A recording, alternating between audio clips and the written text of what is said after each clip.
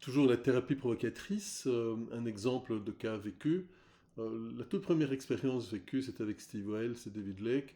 Et lorsque la patiente, qui était d'ailleurs une collègue, une psy, monte sur scène et lui dit, voilà, je n'ai qu'une petite pratique de petits résultats, de petits patients, euh, je ne comprends pas et je n'arrive pas à développer mon cabinet. Et Steve rebondit immédiatement en disant, ah, tu travailles avec des nains.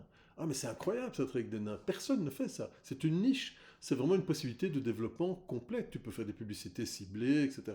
Ce qui évidemment a provoqué plutôt un grand point d'interrogation dans la tête du patient qui passait en démonstration et aussi dans la salle, hein, où on s'est tous regardés en disant mais qu'est-ce qu'il fait, avec quoi il vient. Et toute la conversation s'est déroulée sur ce plan-là, où il évoquait le fait d'être en relation, de pouvoir s'occuper de plantes, puis d'animaux, puis éventuellement un homme, et la personne montait, avec beaucoup de rire chez la personne aussi.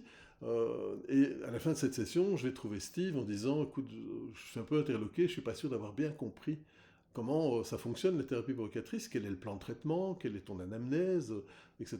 Et il me dit, mais écoute, dans ce type d'approche, ce qu'on va faire, c'est qu'on va suivre l'énergie de la personne, là où la personne est vivante.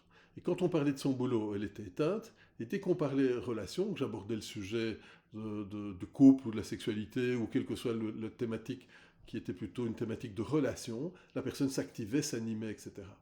Donc ça m'a vraiment beaucoup interloqué, d'autant plus que l'année suivante, on les avait réinvités, hein, David Lake et Steve Wells, et la même personne vient, repasse en démo, et là explique qu'elle a des difficultés à être en couple, et que c'est là-dessus qu'elle voudrait bien travailler. C'était exactement ce qui avait été mis en lumière lors de cette session avec Steve, et ça a déclenché évidemment chez moi une meilleure compréhension de l'outil.